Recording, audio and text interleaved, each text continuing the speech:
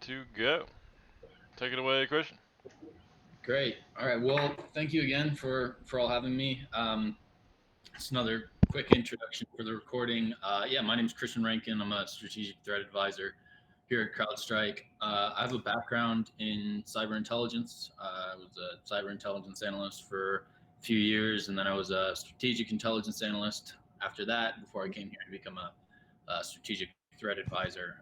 So again, my background's kind of campaign tracking, threat actor profiling, kind of getting a global threat kind of view of different actors and campaigns and that kind of thing. And now I work quite closely with the Overwatch team here at CrowdStrike. I'm not a hunter myself, but I work amongst them. So basically, I see what they're seeing and help kind of report on it externally. So I've been told that I should expect interruptions, so I look forward to that. So if you have any questions, just kind of ask away. So this is a bit of the agenda.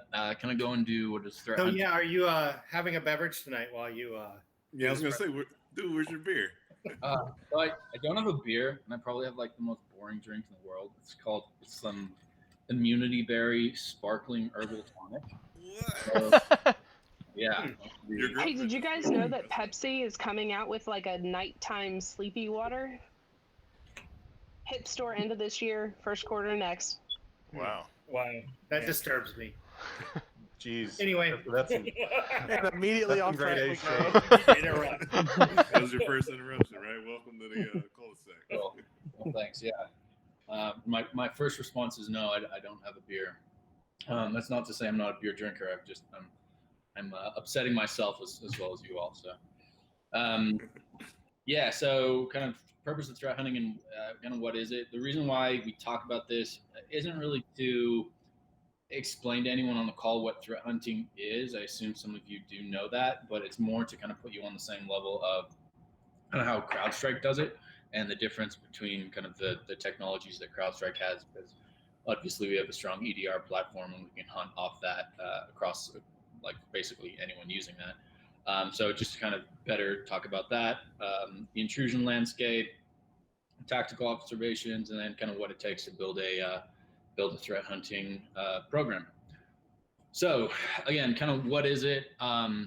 So I'm just going to start out with this quote. Don't worry, I'm not going to read everything this whole time, but discovery of malicious artifacts or detection methods not accounted for in automated or passive monitoring. So this is kind of done using a couple different methods. So statistical, hypothesis, and intelligence. So basically, it's just kind of proactive monitoring based off certain things that you would think would lead to malicious events. So this is not being prompted by kind of antivirus detections or anything like that.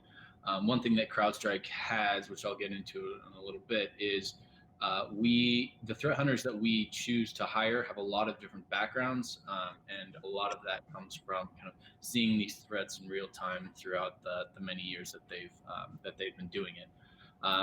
So that's human analysis as opposed to like AI analysis? Well, it's kind of a combination, a bit of a combination. I'll get into that in kind of 2 slides from here. Sorry, I'm pre-sliding. No problem.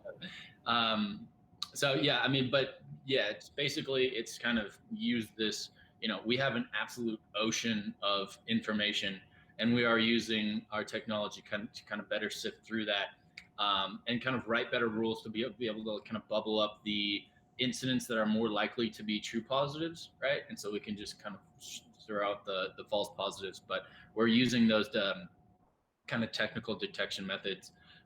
So for example, we use not just IOCs, but we also use kind of indicators of attack, which are kind of baked into the kind of platform that our threat hunters use to be able to threat hunt on behalf of whoever's using Overwatch. In terms of what it's not, just really quickly, I want to kind of touch on this. So it's not another SOC, it's not reactive monitoring, and it's definitely not log review. I get this question a lot. If we're not looking at logs, how can we be threat hunting? it's possible. It's very, it's not just possible, but it's kind of like very much how you do it. So because we sit on that the strong EDR data, we're able to kind of look at these indicators of attack and see, okay, that was a certain method in which a true positive kind of made it through the environment. We're going to look at what happened there. We're going to bake it into our a friend just started playing Overwatch and was confused when Christian. Well, sweet. Tell your friend I say hi. So we can kind of bake those into kind of going forward. So it really helps. Basically, the best way to visualize this is we're not just threat hunting in one environment. We're threat hunting in a lot of different environments. And if we see something in one technology company or one financial services company or one manufacturing company, whatever that is, we're going to take that, we're going to analyze the kind of true positive there and help build the rules that we have for our clients across our whole threat hunting customer base. So this... Can I ask, I guess, a quick question? Yeah, of and course. maybe you're about to do this here too. Sorry. Yeah. No problem. So you've got most likely devices in your client's base, right? And so you're monitoring traffic, and the things that you're seeing are that coming out of that traffic. So you're analyzing their traffic and seeing these things across multiple sectors within all those clients, right? Yeah. Oh, that was, yeah. So we're now seeing over 500 billion events a day. So it's not a lack of events, that's for sure. No. I wanted to make sure that the group knew that you've got devices in places and you're monitoring traffic and you're looking for these indicators of compromise across sectors and customers and putting this information together. That's all I was wanting to make sure. Yeah, and to kind of expand on that, a couple of ways that we do that. So we monitor endpoint telemetry, network telemetry. We will kind of package our findings from what we see from incident response engagements. So when we go and do incident response engagements and we kind of see the kind of forensic evidence of kind of what happened, to be able to get to the unfortunate place where they had to call us in to do the IR engagement, we will take those findings and then again help build those findings into this threat hunting platform. So you've got network level monitoring and you've got endpoint level monitoring, right? Yeah, we do. And then we also have our threat hunting team also works very closely with our intelligence team. So we have about 150, I think 154 or something, intelligence analysts now. So they're broken up into basically like malware reverse engineers, something that we call GTAC, which is our global threat analysis cell, which is monitoring like, I don't know, Emotet or something like that, or Wizard Fighter campaign, that kind of thing. Basically looking for trends to be able to see kind of what is most likely now. And then we also have another team called IAC, which is not so much incorporated into Overwatch. That's called our intelligence analysis cell, which basically is kind of like an OSINT of geopolitical events that would spawn cyber. So something like that would go into seeing, we would kind of couple that with, I don't know, okay, we're threat hunting for this company that's working on 5G technology. All right, they're probably a lot more likely to be targeted by the pandas than they are, to be targeted by the spiders, which for those of you who don't know, when I say panda, I mean Chinese threat actors, and spiders, I mean e-crime actors. However, in 2020, that has been the year of the e-crime actor.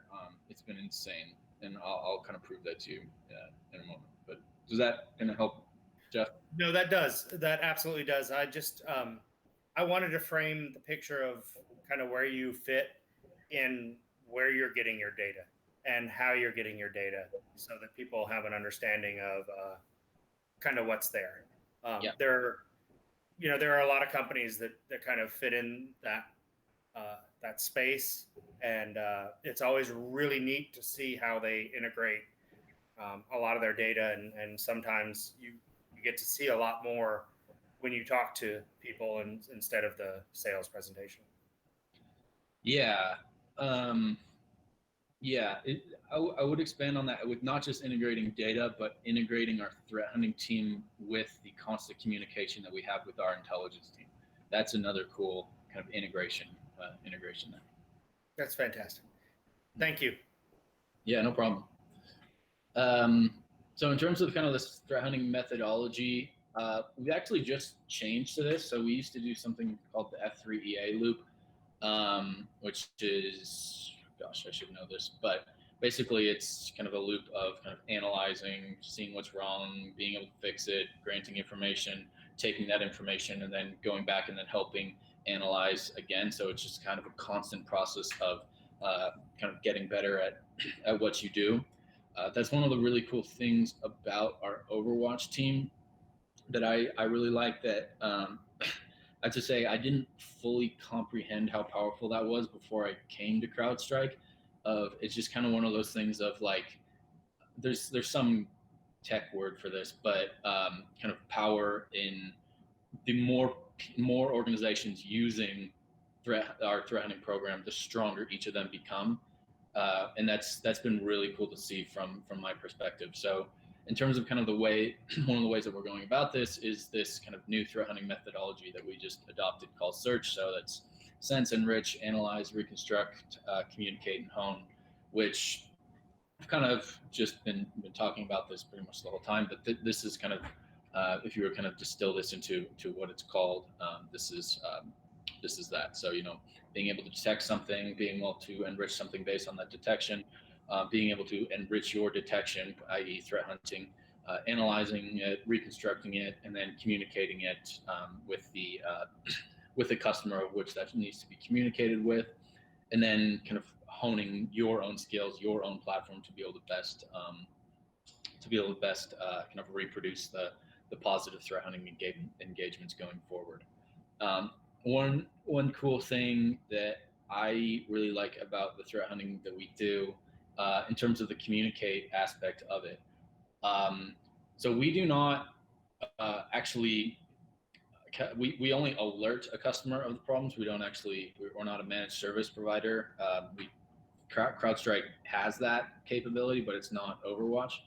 And so basically we have two different types of Overwatch. We have Overwatch and then Overwatch Elite. With regular Overwatch, we'll kind of send emails to say, hey, this is what we're seeing. This is how this, whatever Panda likely got into your environment. This is how they've been escalating privileges. We kind of map what we're talking about to the MITRE ATT&CK framework. With Overwatch Elite, we'll actually set a timer there for an hour, and if we're not contacted, or if our alert is not recognized within the hour, we'll actually pick up the phone and call the point of contact that we have. So yeah, I'm going to ask another question. You're going to get to hate me apparently tonight, so it's cool. No. So when you send that alert data, so I work in the public sector. I work in education, and we have ISACs, and we have OverSOCs and UberSOCs and all sorts of things that they'll send data, and they'll send Do you have dirty an alert socks? and say, hey, you had something bad happen and it's horrible. You should do something about this, but you have no data behind it. How would you differ within that environment to provide like the additional information? And I probably see Adam Twitty's eyeballs twitching because he worked in an environment where he used to get just alerts that had no info and no bearing in truth necessarily, I guess is what one would say. It's out of context, right? Yeah, sure. So first of all, hey Greg, I didn't realize you're in the call. So Good thing you're not drinking a beer.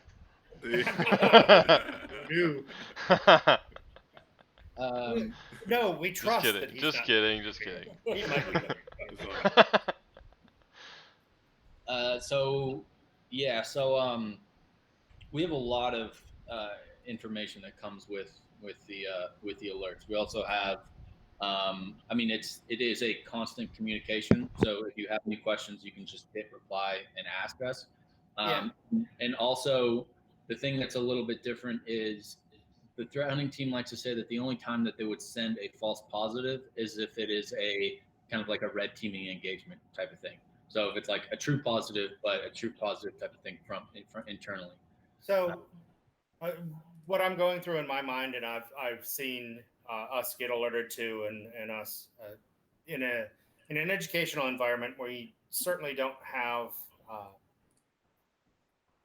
and I don't mean to make this, but it does happen. You end up getting like scans, right? And so you get a incoming web request that is looking to try and do a wget outbound to pull down a piece of malware. And we get alerts from every device and every person that is doing any monitoring whatsoever, because that is malicious. But it failed, right? So they tried to do it, but it failed. And is there something that you have in what you can do and what you see within your analytics that can kind of differentiate between the you got attacked and you got compromised? Yeah. So something like that could be.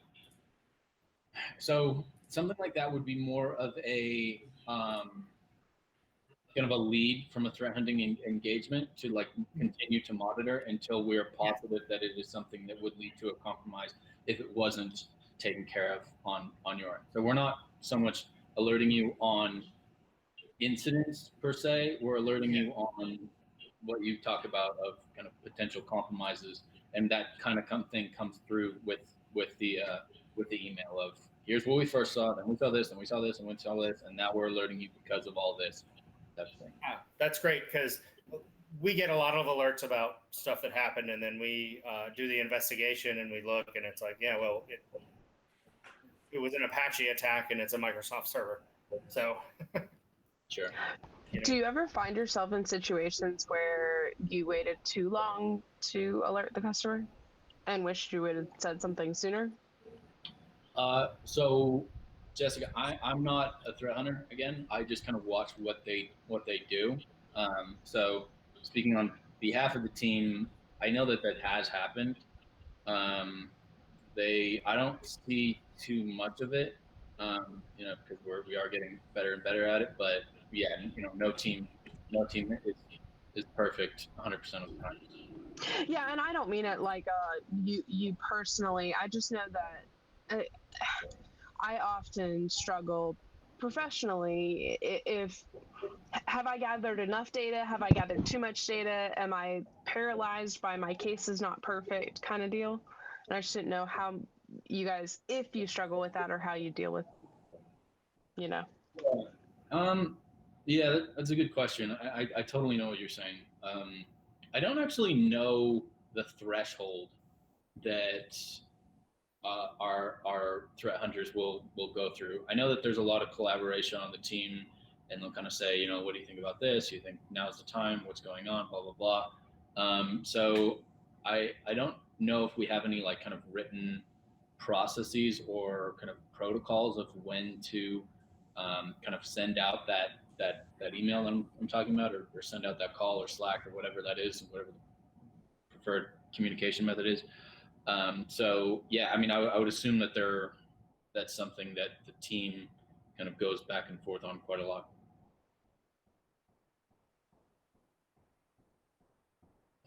Cool. Yeah, sorry to keep knocking you off your. Yeah, carry on before we derail you any further. No problem. All right, so kind of the purpose of threat hunting. So this is kind of a big one. If any of you are interested in where we're getting these statistics from, I didn't just throw this up randomly. This came from AV Comparatives. I'm happy to kind of send the link to Greg to send to all of you after. But basically, like every year, there's a study done, and kind of see the efficacy of these AV solutions. And kind of where we view threat hunting is to kind of stack on top of EDR and antivirus. So we kind of put it on the top here. I will never. I plan on being in security for a good amount of time, but I don't think I'll ever say that 100% of attacks can be stopped. Wouldn't that be a beautiful day? But this is the way that kind of we at CrowdStrike think is kind of the best way to encompass all of that type of kind of protection. So on top of that 98.3, and then you have EDR, and then you have our threat hunting team actually threat hunting based off of the EDR platform that we have. So with that being said, we can only threat hunt for certain customers if they have EDR. So CrowdStrike has like 11 different modules or something like that. I am far more experienced with our threat intelligence module, and my kind of the second one I know the second most amount is this threat hunting. There are we have a lot of customers that just love our threat intelligence, which is great. Don't get me wrong, and I'll speak very highly of our threat intelligence. But unless you have EDR, we cannot physically threat hunt for you. I'm going to ask a dumb question. Yeah. Can you say what EDR is? Oh yeah, endpoint detection and response. Okay. Yeah. So is that built into antivirus? Is that built into a memory capture kind of situation? What is that in your world? And did I put you on a spot? Well, yeah. I always feel like EDR is like the next gen AV, if that makes sense. I think Corey's gonna jump in. Corey, you got it, right? I was actually about to tip my hat here some. So we actually looked at CrowdStrike and kind of the EDR specifically not too long ago. And Jessica, to your point, yeah, it kind of is the next generation AV. I mean, it checks that AV compliance checkbox. And the way that it does that is that it relies on a lot of behavioral analysis more so than signatures. Signatures are obviously still at play, but it's kind of how it checks that AV checkbox. To the point about. So can you literally disable Microsoft Defender and use an EDR solution, or should you use both? My security hat says use both, but yeah, you could disable it and use an EDR product, assuming that it has the behavioral part. Not all EDR products are the same. I was, in that same process, we looked at other EDR products, and I don't want to make it sound like they're all in the same playing field. They're not. No. But my real point to that was that I want to make sure everybody knows what that detection level is and where we're at and what would play a role there. Yeah. I don't want to speak for CrowdStrike specifically, but it should overlap there. I would feel comfortable suggesting that. My defense in depth says since Defender is free, leave it on unless it's causing issues. But yeah. So EDR, the next step of that is it gives you a platform to be able to begin to do some of the threat hunting and reviewing of logs, and most of the time it's agent based. So you get those endpoint logs that everybody wants but nobody gets because it's hard to do kind of Windows natively. So it gives you that, and then it hopefully ties back to a threat database of some sort, kind of the threat hunting team that we've been talking about, and then correlates all that data hopefully with some of your networking logs, and ta-da, that's kind of your EDR platform, if you will. Within my environment, we don't have any of it really, other than Defender. We would like more like logs, and we would like actual memory images, and there are some products that do that. So I honestly was very curious, kind of how wide that pyramid piece was in this. Yeah, I was gonna say, Jeff, too. I'll give you a high. I mean, it'd be like having a black box recorder, like in an airplane, on your endpoint. So it record every single process that happened. So the first line of defense in the layered approach would be your AV. AV is not 100%. That's what Christian was alluding to earlier. But behind. Yeah, no, I'm not intimating that it is. Yeah, and anybody that tells you that, they're lying to your face. So second line of defense would be your EDR, and EDR would capture every process that executes on the endpoint. I can only speak for CrowdStrike. I don't know what the other guys are doing. They might catch it, they might not. And then the third layer that'd be behind that would be like your Overwatch team, right? So if you talk about finding a needle in a stack of needles, or those hands-on keyboard attacks from these threat actors that Christian's talking about, you talking about a nation-state guy. Like if you want to try and catch them on your network, good luck, unless you know exactly what you're looking for. So you got a 3-level approach in one product with one agent that would help you kind of catch yourself coming through. If that helps. Oh no, and I do. that's fantastic.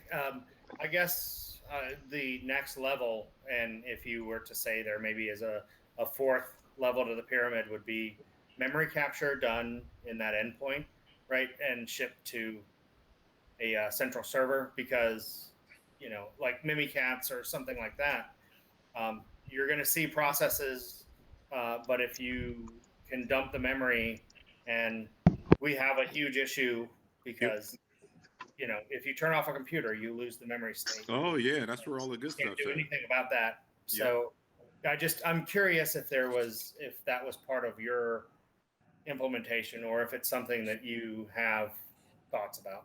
Yeah, because we came from the incident response side of the house, we were able to develop a agent that is a single agent, is 40 meg. You deploy it, the system does not need a reboot, and from there we can start to capture the EDR data that I was talking about. So disk writes, registry changes, anything that would process that, because we hook into the kernel, we can see everything that happens on an endpoint. So when you talk about doing an investigation of an attack, all of the data that you would need would be right there. The question is, do you know what you're looking for? And that's where you get Overwatch, or you get like another service that we provide that would help you kind of figure that out. And those guys on that team are all 7 to 10 years experience in IR, like IR only, like not just regular security. So it gets pretty impressive really fast. Oh yeah, no. I'm digressing from the script and just asking questions. So don't mind me. Man, no worries. Going back a little bit to the script, Christian, did you say, so you were saying that you can't, or the threat hunters can't threat hunt unless you have EDR? Do you mean specifically like CrowdStrike's EDR or any EDR? Yeah, CrowdStrike's EDR. Okay. But we're looking at different processes happen. So we need to have that kind of data to be able to see, one, to be able to look at kind of historically what was malicious and what's probably going to be malicious going forward. And two, I'm not sure Carbon Black is going to let us threat hunt on their EDR data anytime soon. Well, absolutely, but something like OS Query, which is open source, do you have tie-ins to things like that? I don't know. I mean, just that, no. You need to have our CrowdStrike EDR in order for our threat hunters to threat hunt on your behalf. Yeah. And again, I'm just asking questions. Don't take it as a negative or anything, because I might have come across like that. No, I appreciate all your questions. This is fun. Only way you can guarantee the work is if we use our stuff. That's the only reason why. So there's probably more to it, but that's a simple reason. Yeah. Well, but no, I mean there are a lot of systems out there that are open source and accommodating to all sorts of log data, and that. Sorry, this is another conversation at another ColaSEC, not this one. Right. Sorry. Let's carry on. Christian, take it away.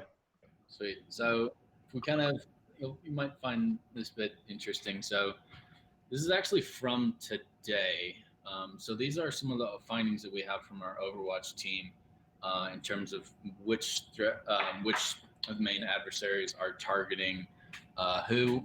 The big one here is going to be e-crime, obviously.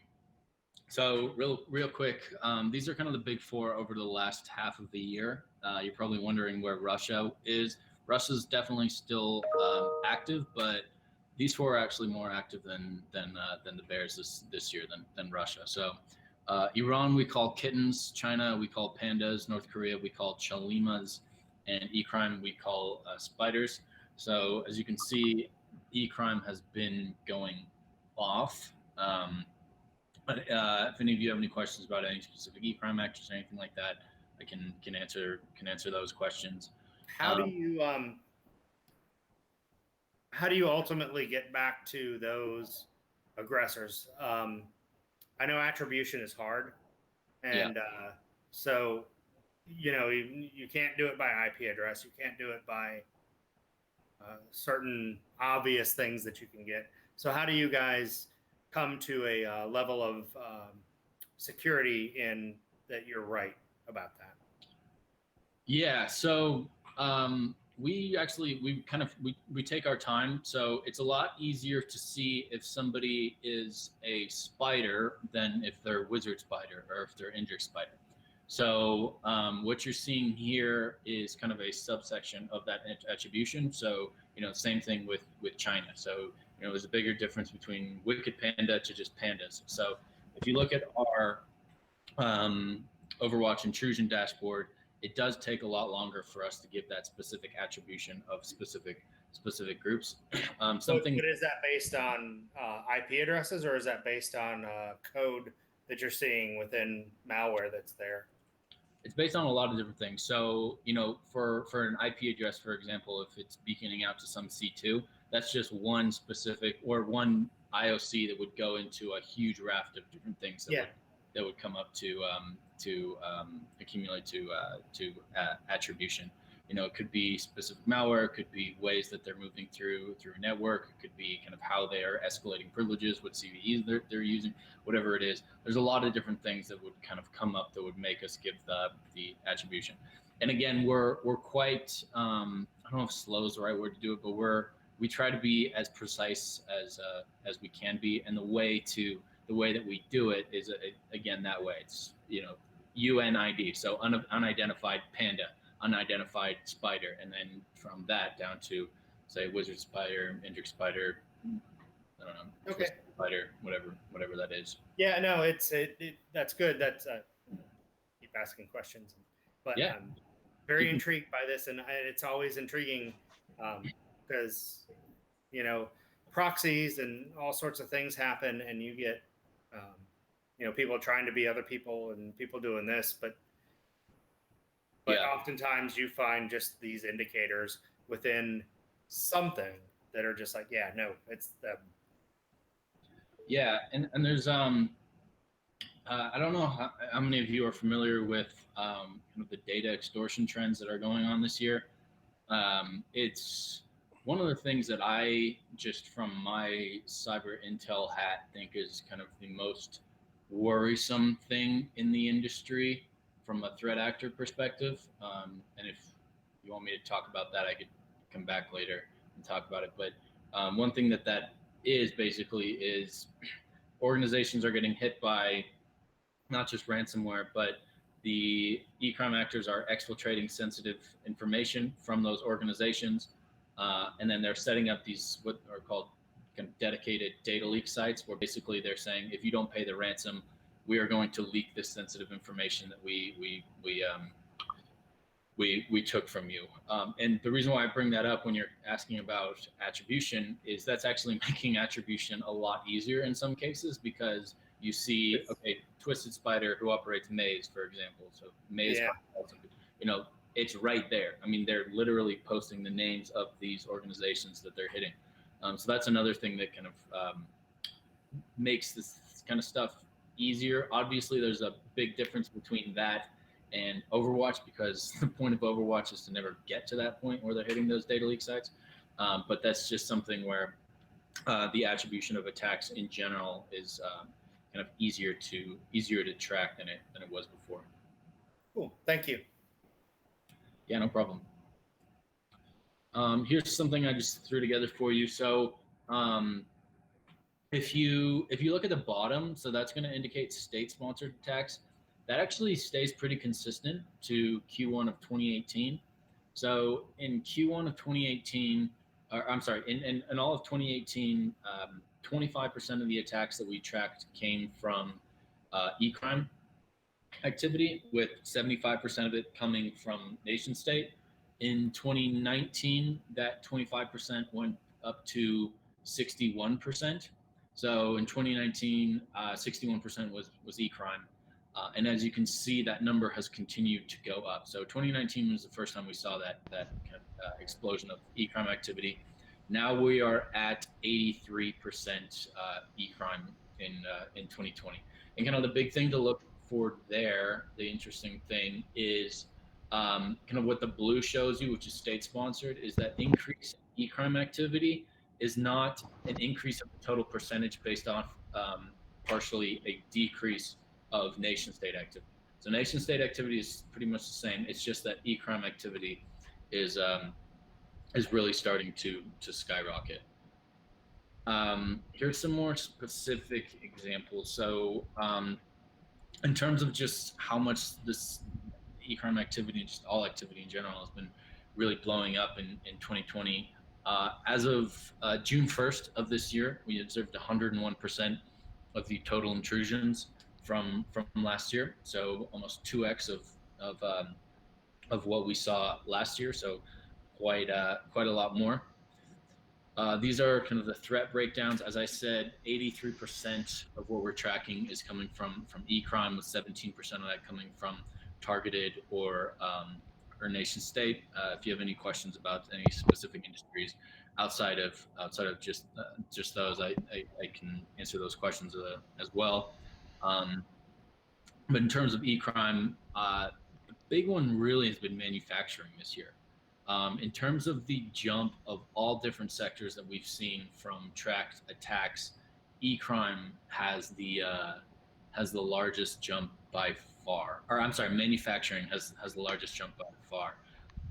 And one of the specific things in manufacturing is it's not just targeted by e-crime; it's also heavily targeted by nation state. Obviously, the outcomes of that targeting would be different. Nation state don't really operate in the ransomware game, where e-crime, of course, does. So depending on where you lie within the manufacturing space could really depend on the type of attack targeting. How has that analysis held up against other analysis for the year? I mean, is that something that like the Verizon data breach report is seeing as well? Or is that within basically your deployment client base? Oh, that's a good question. I don't know. What I'm basing that off of is actually we had our Q1 and Q2 Overwatch report actually come out yesterday. So that's the reason why I'm talking about that. I mean, I obviously knew this stuff before. I didn't know to the degree that I know now in terms of the difference of scale from 2019 to 2020 between sectors. So I'm not sure where that tracks with the Verizon. I'm sure it's pretty close. I mean, we do a lot of collaborating with Verizon. Kind of the way that Verizon does that is they talk to a lot of different organizations. Oh yeah, and they do a lot of different reports. Yeah. David in our group, that was my smile. It was not a smile. Like I was. Anyway, it was. He had the same question because we did in July kind of a review of the Verizon data breach report, and we had a lot of questions that you can't answer because you don't know how they did the research, you don't know how their analytics were. Let's be clear. We might have been able to answer them if we had paid for the report in its entirety. We did not. We were reviewing the free material online and had lots of questions we wanted to dive into and did not have the back-end data to dig into that. And so getting back to your presentation, one of the things you mentioned is that manufacturing is seeing a large uptick, and not all of it has been cyber crime. Has that been more targeted toward like espionage, or is it more like just putting companies at an economic disadvantage by extracting funds from them, or is it some combination thereof? It's not so much. It's corporate espionage is a big one. Intellectual property theft of manufacturing organizations is a big one. Again, with manufacturing, especially within the nation state targeting, it very much depends on what kind of manufacturing you do. Yeah. I'll talk to a lot of different manufacturing organizations, and it's honestly kind of awkward sometimes because they'll say, do you think that they're going to go after our intellectual property? It's like, well, how good are you, what kind of stuff are you making? Right. Like, are you making Coke bottles or are you in aerospace? Exactly. So there's a big difference there. The pandas aren't going to be, like you say, targeting the design of a Coke bottle anytime soon. But yeah, they're going to be, targeting that which most benefits them. Sometimes, aerospace we actually track as a different sector, but heavy machinery, for example, is one that is more targeted from an intellectual property theft perspective. But the big one is definitely e-crime. Obviously, e-crime is easier to measure because, or I'm sorry, the outcome, the detriment of e-crime activity is easier to measure than the detriment of intellectual property theft, because if you get hit by ransomware, you pay There's a dollar figure, right? Right, where you don't really know kind of the detriment of actually a competing company out of China, and where that, obviously there is a detriment there, but it's difficult to. So that e-crime category is really a ransomware as opposed to like credit card theft and things like that? Well, e-crime manufacturing specifically is more ransomware, yeah. But Okay. e-crime itself definitely encompasses, credit card theft. So, like, for example, Emotet, right? Like, that's absolutely, the group that runs that is a group called Mummy Spider.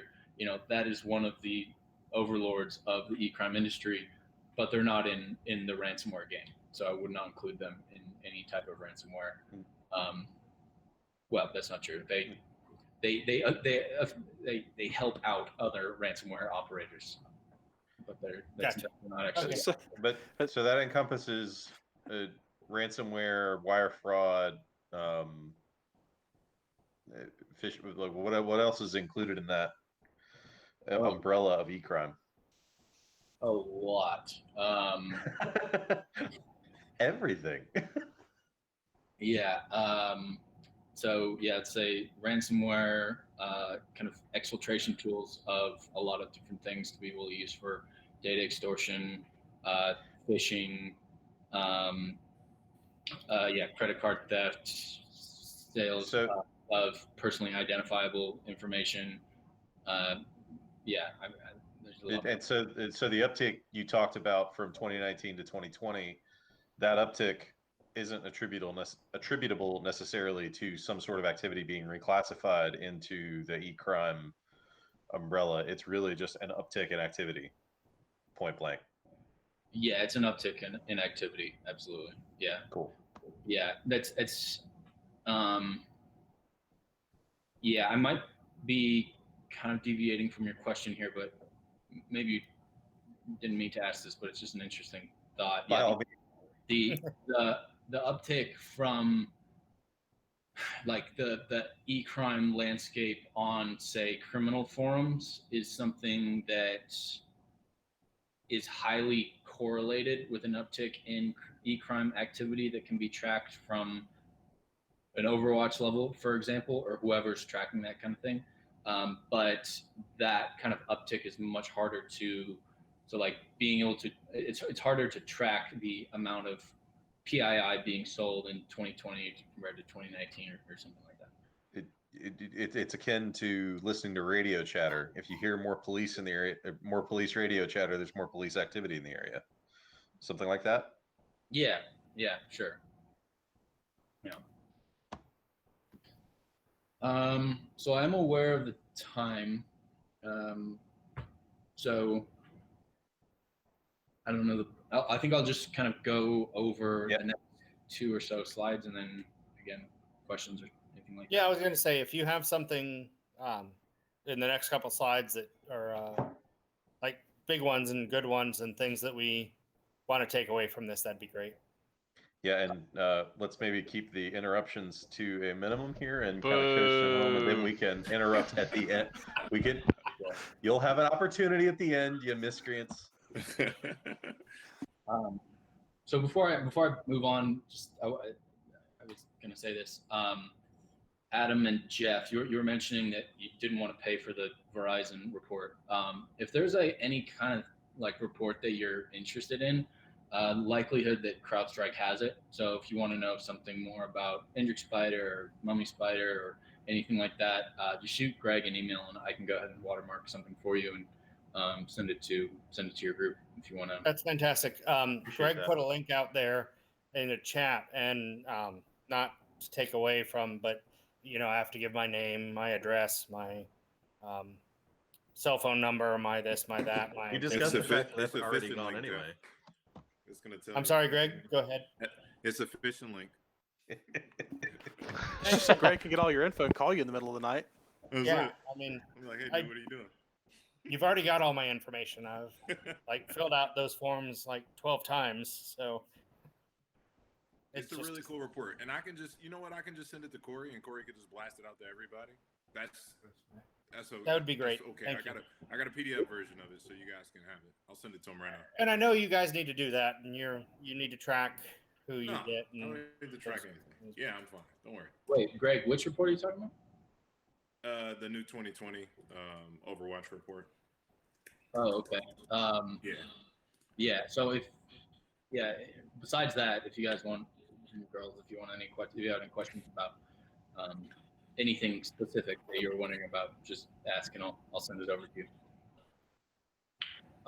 So I guess the watermark reports are really cool. It's all specific to a vertical. So if you guys are looking for something and trying to figure out who's the most likely bad guy to target you and what kind of methods would they go after you with, those watermark reports are really detailed and they got some really cool stuff just to kind of put it in context. Sorry, Christian. No, cool. That's good. Thank you. Yeah, no problem. I'll just end off of kind of what threat hunting is very good at, kind of being the inoculate to, which is these kind of living off the land attacks. So basically just using legitimate tools within a network to accomplish malicious means. So i.e. kind of circumventing these signature-based technologies. In 2019, we actually saw more of the attacks from an Overwatch perspective, trying to leverage these living off the land techniques than we saw not, essentially. One thing that's important, though, is that it's very geographically dependent, and a lot of this has to do with kind of the security maturity of different landscapes. So, for example, the United States has a very much more mature cybersecurity scene than Chile, Chile has had a very fast kind of rise in the digital financial system, and it hasn't been able to scale with the necessary cybersecurity that's come with that. So a lot of the attacks are much more use less of these living off the land attacks in a place like Chile or most places in South America than they do in the United States. So it's been really interesting to see that. Jeff, you were asking about kind of where we derive our data from. One aspect that I really find interesting is because, again, we're deployed on the endpoint, and we are in 180 different countries, something like that right now. It is important to look at data that is geographically dependent. Cyber isn't cyber isn't cyber isn't cyber. And so the attacks that are happening in a place like Brazil are going to be different than the attacks happening in a place like Saudi Arabia or France or the United States. So this is kind of what that shows here. I'll put this up to kind of end the talk and just kind of open up to questions. These are, as you can see, legitimate tools used by adversaries, pen testing tools used in target intrusions. And target intrusion is specific. It is what it is. And then ransomware that we're tracking, and the prevalence of different ransomware. This is not an indication of the overall detriment of this ransomware. I do want to say, so for example, Revo and Sodny Kibi is operated by a group called Pinchy Spider. There are about 25 different affiliates of Revo or Sodny Kibi, which has a lot to do with the prevalence of Revo and Sodny Kibi, where Dharma is the much more off-the-shelf, anyone can use it type of thing. So the kind of technical prowess of him or her behind the screen who would come to use these different strains of ransomware is something that's not taken into account in terms of the amount that we're seeing. So I'll kind of end it there because it's 5:59 on my end. I still don't have a beer in my hand. And, Oh boy. Yeah, well, Unacceptable. Unacceptable. these things happen. No, this has been fantastic, and I appreciate you coming and talking to us tonight. And I know we've had a lot of questions, but I mean, these are the questions that we ask every day in our environments. These are the things that we are struggling with, and the things that we're looking at. And so, coming to us, we're going to ask those questions, and they're off script, so to speak. I am. Looking at this tools used in intrusions, Mimikatz and PowerShell, Empire, and TeamViewer. I mean, I'm in education, so we've had a lot of TeamViewer issues because it's not an approved cool product. to see tools that I've relied on my entire IT career show up on this list of like, oh yeah, the bad guys use that too. Yeah, and it's on those machines that you installed it on to help. Yeah, they don't even need to install it; it's already there because I needed it. Well, that's the whole point. So I Half of guess the crap that I write is in PowerShell, so yeah. So I guess my question to you would be, what can we do? What are 2 things that we can do to help our environments be safe? What are 2 things that we could do to make it better? I mean, just simply, I guess, like the password management tools would be the first easy thing that I would recommend.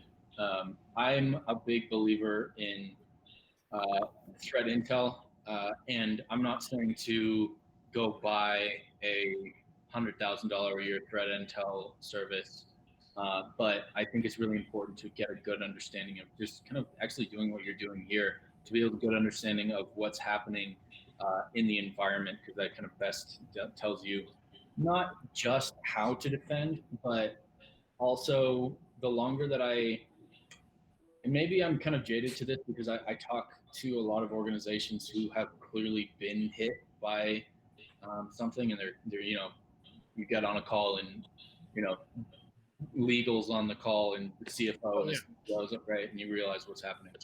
Just to be able to get a good understanding of what do we do if the lights are blinking red and not make that decision when the lights start blinking red is probably the second thing that I would I would think about. So especially with this new trend of data extortion, that can really ruin a company.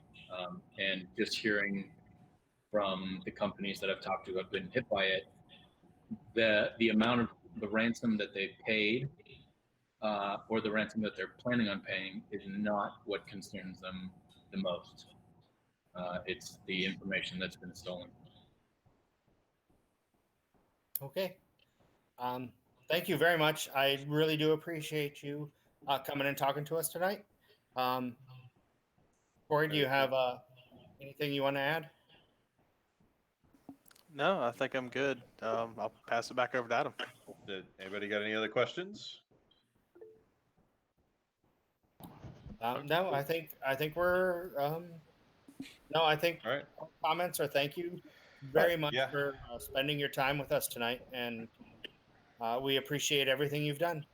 Yeah, Christian, Greg, I really appreciate y'all's time. I really appreciate the presentation. It's been enlightening, and oh look, it's a wayward Timmy. No, I really appreciate you guys joining us. It's been very enlightening discussion, and we may have to get you back to discuss that other presentation you pitched there. Yeah, for sure. I like talking about this stuff. So anytime you want me to kind of come in, and I assume you meet on the second Tuesday of every month, third Tuesday. Yeah, third Tuesday of the month, every month. Yeah, and we would be love to have you forewarned, back. It'd be great.